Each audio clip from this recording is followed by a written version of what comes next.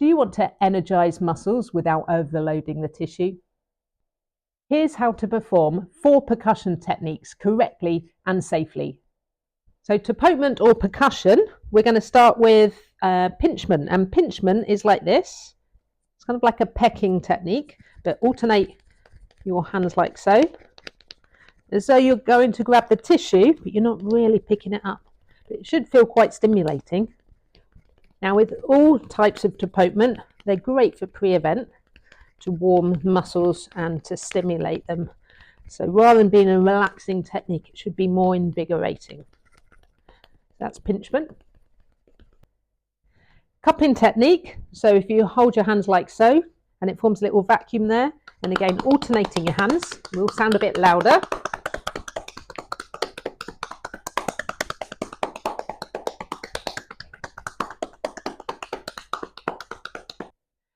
This one is called hacking or chopping.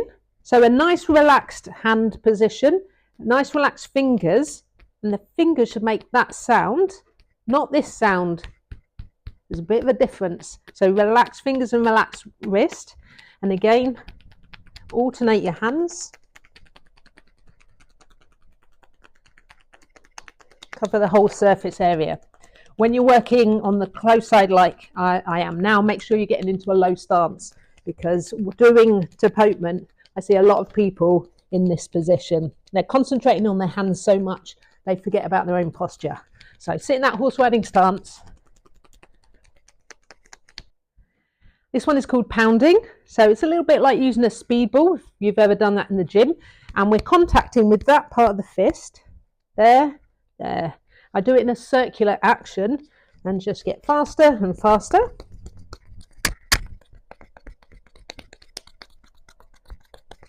Now, if you find that your hands are going to bang together, you can do it apart like so. So there's no contact there at all. But I like the circular action, doing it in the same area.